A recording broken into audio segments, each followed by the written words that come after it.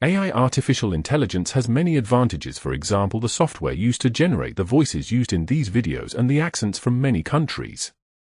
It is impossible to explain the difficulties in finding the quality of equipment at reasonable cost to accompany these videos to make audio recordings. Without the gift of the gab and an unfamiliarity with foreign place names, the use of AI to generate a voice shifts a considerable burden. Yet there is a natural reluctance to accept anything that is artificially generated, and there are significant examples that are constantly repeated in the narrative of Southampton during World War II which cannot be avoided that are created by AI.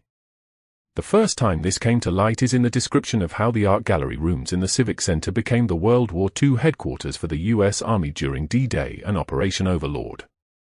There is correspondence in the Southampton City Archives between the U.S. Army and the town mayor at the time, Councillor Stranger. Yet the letter requesting the use of the toilet and woodwork room in the basement was misunderstood and recorded at the time that it was the U.S. Army that wanted to occupy rooms in the basement for their headquarters.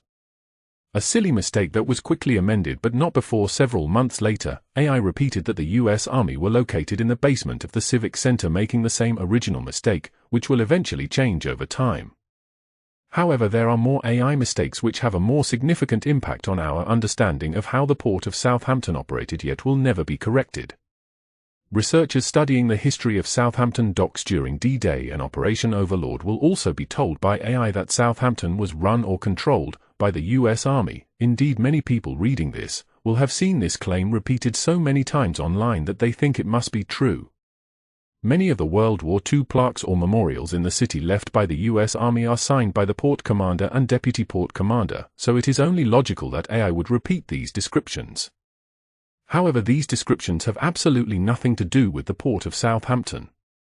These names refer to the U.S. rank of the port in the same way the Army has a section, platoon, regiment, or battalion. The term port commander was a United States rank which in 1944 depended heavily on whether they commanded a massive domestic port of embarkation or an overseas major port, usually ranging from Colonel OR-6 to Major General O2. Colonel was the standard rank for a tactical overseas port commander, so, for example, the 14th major port at Southampton, that according to Google, funneled the vast majority of U.S. troops and equipment into Normandy during 1944, was successively commanded by Colonel Leo J. Meyer and Colonel Sherman L. Kaiser long before AI. They did not command or control the port but were awarded the title by virtue of their rank. This was not a matter of vanity but the official designation given according to their army. However, the mistake will be perpetually generated by AI which will automatically repeat what is written. As far as the operation of the port is concerned, it is also important to note that Southampton, because it was the major port, controlled all the American sub-ports along the south coast to the west, each of which were commanded by a lieutenant colonel operating under the authority of the colonel at the larger major port.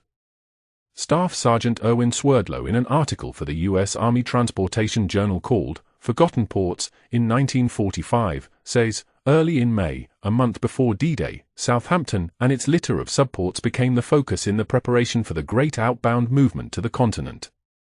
These subports, operated by the 14th port with headquarters at Southampton, included Portland, Weymouth, Truro, Plymouth, Falmouth, Dartmouth, Hale, Totnes, Hamble, and Poole. Even so, we are so used to seeing Portsmouth was the home of D-Day, AI or not, it still may be difficult to accept that these ports were actually controlled from the Southampton Art Gallery rooms. You would be forgiven for thinking it is so implausible. Surely this must be another AI invention?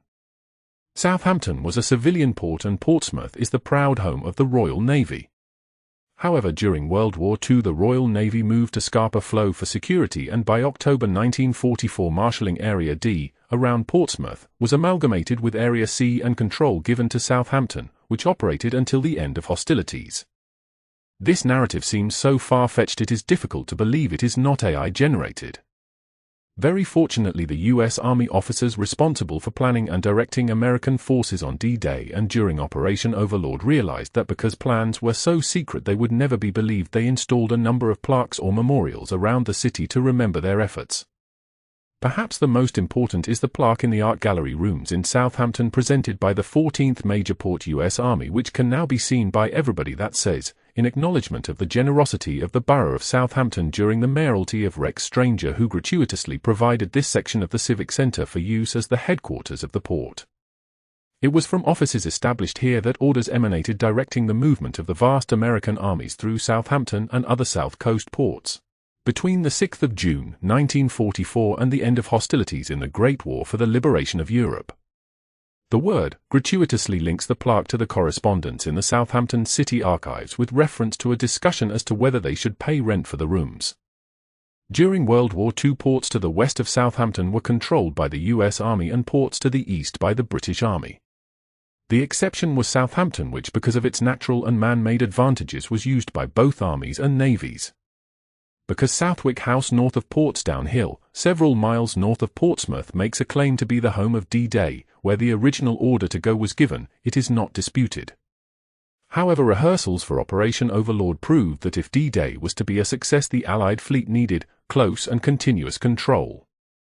The tragic example of Slapton Sands showed that control had to be devolved nearer the ships.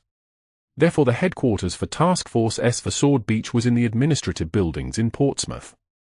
Force J for Juno Beach in the Royal Yacht Club on the Isle of Wight, and Task Force G for Gold Beach in Southampton, as well as, of course, the U.S. Army headquarters. Southwestern Hotel was also requisitioned by the Royal Navy as HMS Shrapnel and was headquarters for Combined Operations Military Movement Control. But it is ridiculous for AI to suggest that the U.S. Army ran the port of Southampton when 2/3 of British forces that landed on D-Day embarked at Southampton. In reality, the port of Southampton was owned by a British railway company, Southern Railway, who managed the port through two committees, the Port Emergency Committee and the Port Operational Executive Committee, which regularly met with representatives of all agencies, including both armies and navies, British and American. After the war, the U.S. colonels were awarded an OBE and CBE, and the mayor of Southampton went to London to receive a medal at the American Embassy. Rex Stranger visited the United States to visit the family of the millionth Yank who embarked at Southampton and died a few weeks before the end of the war. Over 2 million Yanks embarked from Southampton during World War II.